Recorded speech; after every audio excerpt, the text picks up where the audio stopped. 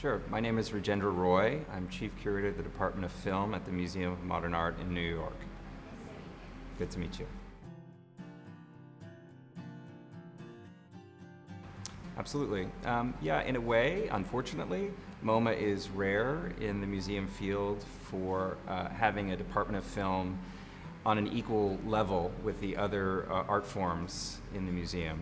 And that actually goes back to its origins. So almost 80 years ago, the founder of the museum wanted to include the most revolutionary new art form at that point in the 20th century, which was the motion picture and cinema. And so it was really part of the fabric of MoMA since its inception, alongside painting and sculpture, photography, architecture and design. But in a way, film really is the art form of the 20th century, so in many senses, the modern art. And it's a critical part of the story that MoMA tells. So within the department, there's really two main goals. One is the exhibition of film and film artists like Tim Burton. The other is the collection and preservation of film.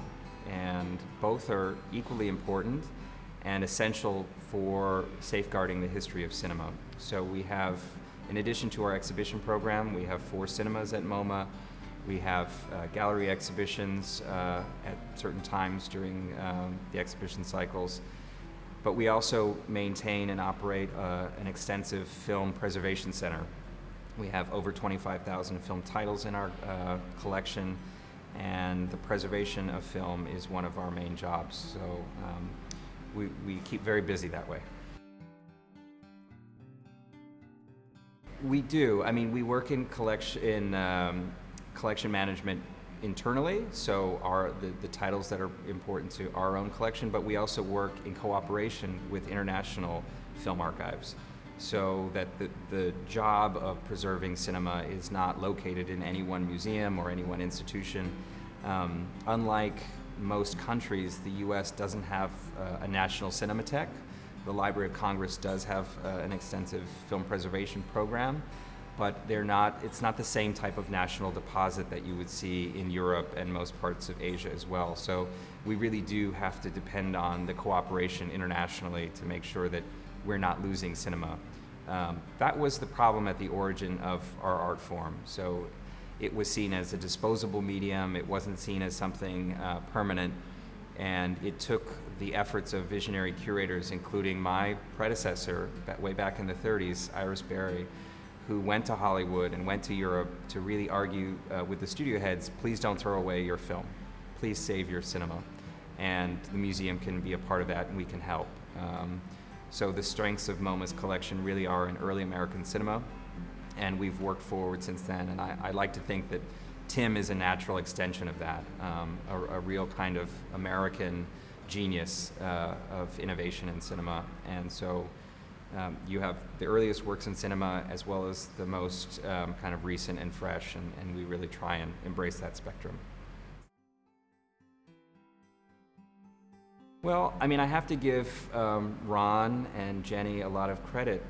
It was actually the exhibition that was organized just before Tim Burton's that kind of revolutionized the way MoMA thought about cinema or the moving image in a gallery context. And that was the Pixar exhibition that they organized over 10 years ago now.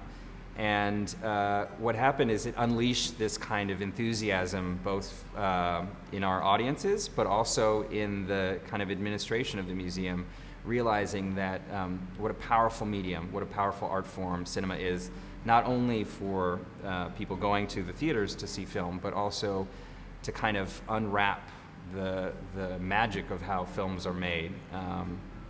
And it's, you know, there are cinematheques in the world that have exhibitions that mount gallery shows to kind of show the process of cinema. And what Ron and Jenny and we have done now is say, well, there's a different way of looking at filmmakers and to look at them as artists. So what we're less interested in showing, let's say, props or costumes from a film or, you know, kind of process materials. What we're more interested in is how does an artist like Tim Burton get what's in his head out onto the screen. And what you see in the galleries, the paintings, the drawings, the sculptures, these are all part of Tim Burton. They're not necessarily a part of any one film, but they're critical to his process as an artist. And you couldn't have the films, which are ultimately his great works of art, or the finished films. All of this material is what it takes to make Tim Burton Tim Burton.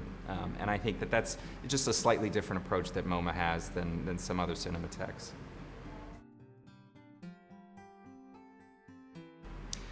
Well, I actually came out of experimental film, so that was my passion, and I got to know young filmmakers and started working with them. And so for me, filmmakers are people, and there is this problem sometimes where we put filmmakers or artists on the pedestal, and you know we worship them from afar. And I think that the big lesson is to not have that distance, to really try and have the conversation be a little bit more intimate. It takes a very generous artist, filmmaker, to allow that conversation. And what you see on the walls here is the result of an incredibly generous artist allowing himself, I mean, Tim says it's like seeing his dirty laundry on the walls. I mean, this stuff is very, very personal to him. But that's what a great relationship between a curator and artist results in, is the opportunity to see beyond the kind of packaged or the kind of product that a studio would put forward. This is Tim's intimate material, and that's a result of a great collaboration between Ron and Jenny and Tim to make that happen. Well, I think all of the visual material that's selected for an exhibition is, it's something we put a great deal of thought in. For me, as the head of the film department, I believe film, cinema belongs in its natural home. So if you're going to watch a film, you should be in a cinema. It's the way the artist intended. Film is a collective viewing experience, so seeing it with an audience is often more important than seeing it alone. There's an entirely different kind of reaction and interaction with the work if you're seeing it collectively. So I've been resistant to the idea that a film exhibition is just putting movies on the wall. What you'll see in Tim's exhibition is the material, the moving image, the clips that you'll see, the work that you see, it's either material you would never see anywhere else, so his personal films, his adolescent films, film like Hansel and Gretel, which is impossible to find anywhere, or it's clips from his work that are illustrating a point that is in relation to the artwork next to it. So that, again, is a different approach that MoMA has. We're really not so interested in just throwing film up on a wall and saying, look at this art, because we actually believe that film should be seen in its natural context. Absolutely. I think keep in mind, again, how generous Tim was in allowing us all to view this work. This was never intended to be seen by anybody other than Tim. And, it does make him very vulnerable in a sense because it's so personal. He doesn't, he's not out there saying, I'm a grand painter, I'm a grand illustrator. What he's saying is, this is what it takes for me to be an artist. And so I would invite you to come to the show with your sense of generosity and appreciating what Tim has given us.